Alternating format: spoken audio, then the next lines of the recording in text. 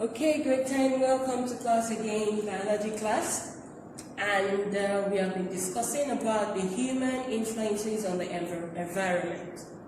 Okay, so in the last class we talked about habitat destruction, we talked about deforestation, we talked about food supply, and in this class we're going to be talking about pollution. So, when you hear the word pollution, what comes to your mind? What comes to your mind when you hear the word pollution? What kind of pollution comes to your mind? Land pollution, water pollution, what kind of pollution comes to your mind?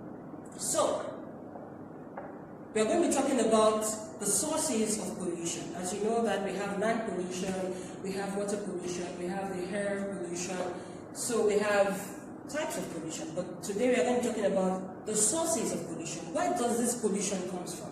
How does the environment get polluted? What are the things that we do that pollutes the environment? Okay, so number one, overuse of fertilizers. Remember we said that because we need to increase the amount of food supply, we have increased the use of fertilizers. So the soil can get enough nutrients and the plants can grow. But overuse of those fertilizers affects the environment, pollutes the environment. Okay, when they get into water system, they kill aquatic plants. And this can also disrupt the food chain. Another thing is chemical waste. Chemical waste is also a source of pollution. Inorganic waste disposed into water bodies. This includes metal compounds like nickel, like mercury. All of this will kill or affect the aquatic environment. Okay, and we also have a source of pollution, nuclear fallout, leakage from nuclear power station. Accumulation of all these radioactive particles that can lead to cancer in organisms. Okay, so these are sources of pollution. These are the things that pollute our environment, that affect the food chain, that affect aquatic plants, aquatic animals, and even humans. So, we also have untreated sewage. Okay, lack of sources or causes, lack of sewage treatment plants in inhabited areas due to maybe poor infrastructure, lack of money. They don't have the exposure to know that there should be a sewage treatment. What are the effects of this untreated sewage? It provides a good source of food for bacteria, which increase rapidly. And when bacteria increases rapidly, what happens? It's going to deplete or decrease the oxygen in dissolved water. Because they respire aerobically, they need oxygen. Okay? And this bacteria is taking all the oxygen in the water. And when there is no oxygen in water, what happens? The aquatic organisms such as fish starts to die. Okay? So all of this is can be said or known as eutrophication. Do you understand what I mean? Untreated sewage, what does it do? Increases bacteria. When bacteria increases rapidly, what does it do? Oxygen in water decreases. When there is no oxygen, when there is depleted oxygen in water, what happens? Aquatic organisms start to die.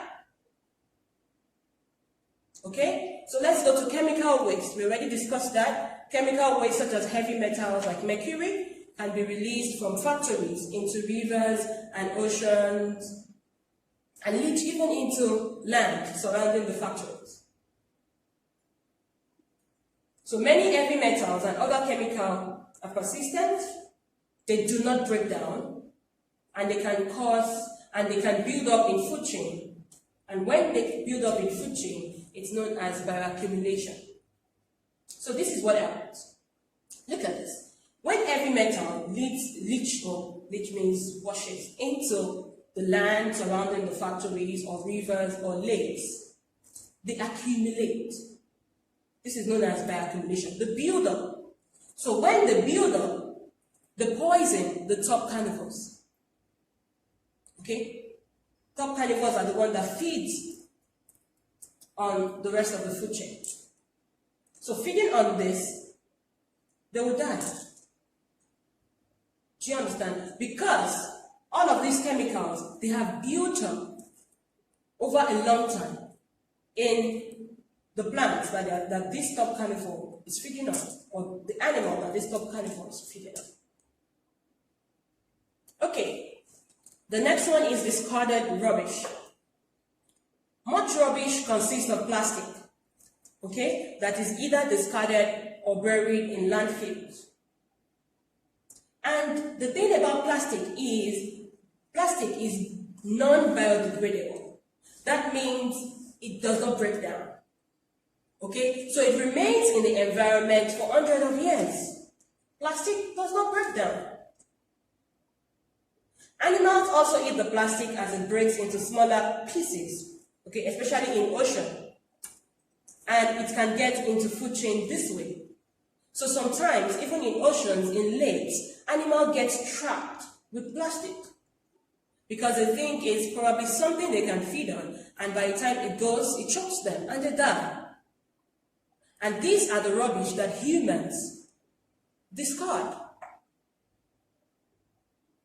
Okay? So we know that chemical waste, discarded rubbish, and also untreated sewage are also sources of pollution in the environment. So, everything we have been talking about since we started this lesson is stating eutrophication as the effect. So now we are going to go into what is eutrophication.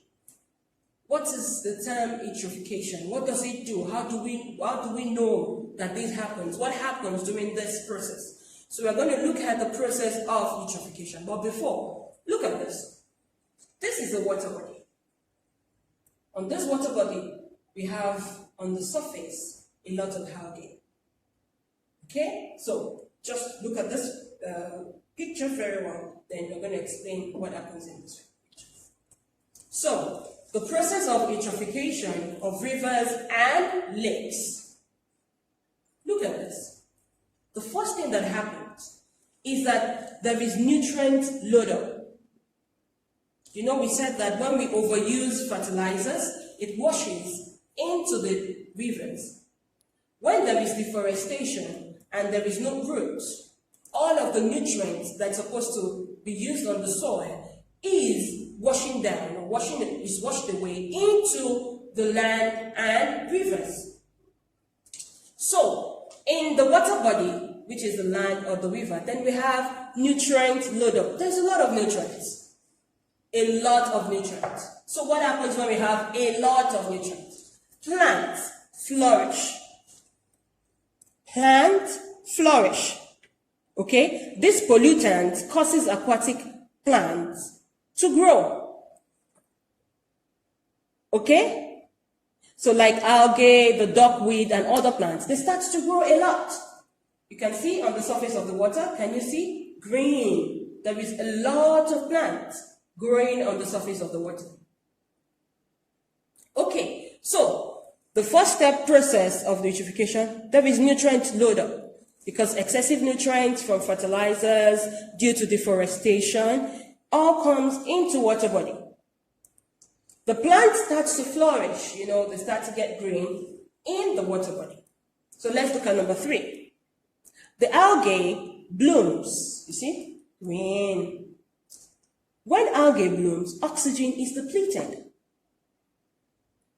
Algae blooms, it prevents sunlight, you see? The sunlight cannot reach other plants that we have in the inside the water body, because there is a lot of algae on the water body due to nutrient load-up.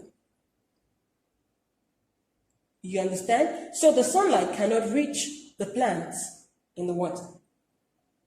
The plants die and the oxygen in water is depleted.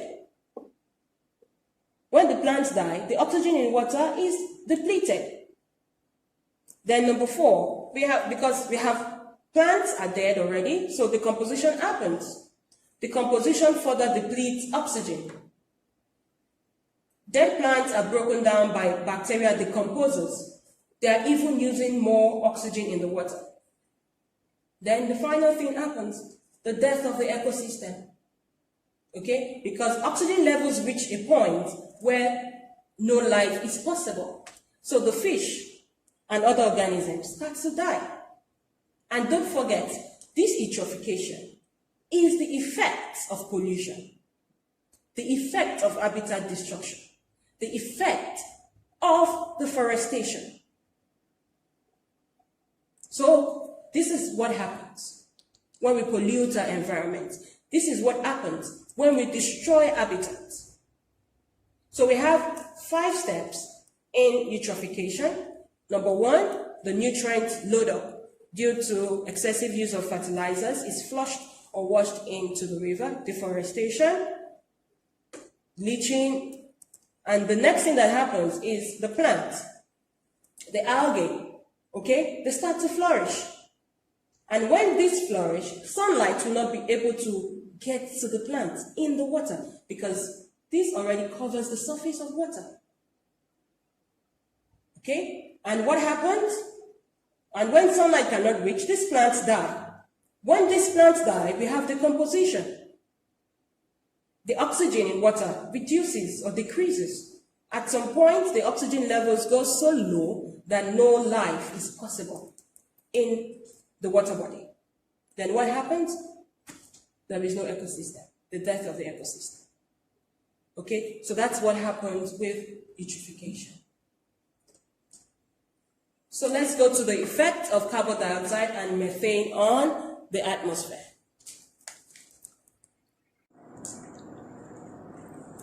So let's look at the effect of carbon dioxide and methane on the atmosphere.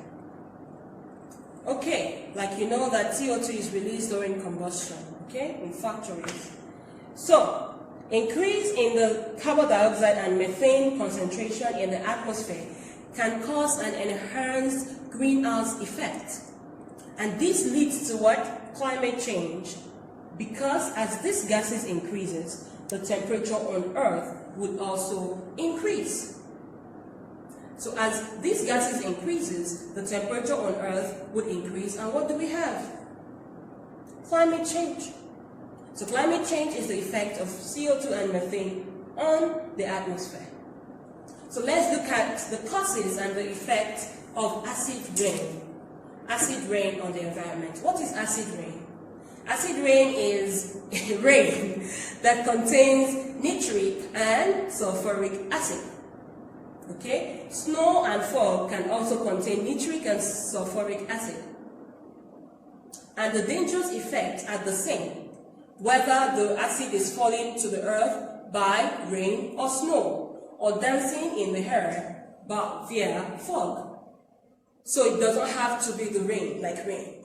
Alright? It could be rain, it could be snow, it could be fog. Any precipitation, okay, that contains nitric and sulfuric acid, basically, is acid rain.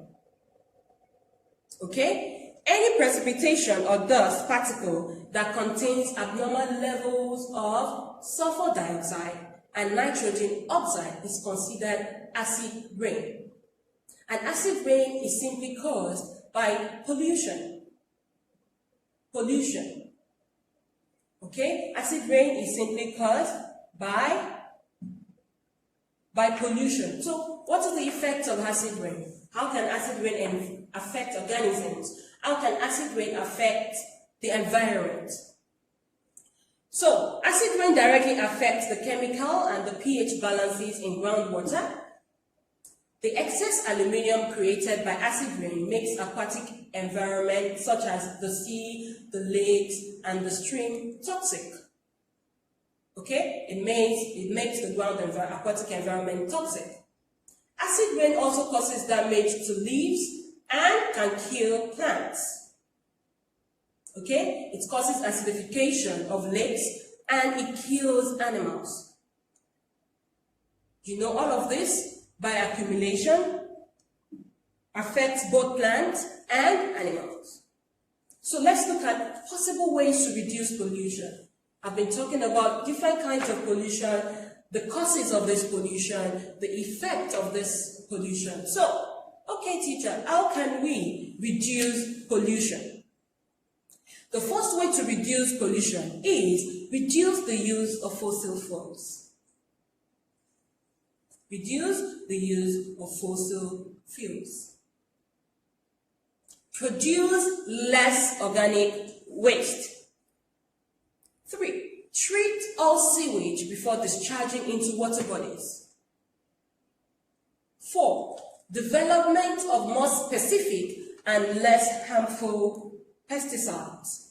We know that we need to increase our food supply. We know that we need pesticides, we need herbicides, we need fertilizers. But as scientists, possible ways to reduce pollution is to develop more specific and less harmful. More specific and less harmful pesticides. Okay, so these are the possible ways to reduce pollution.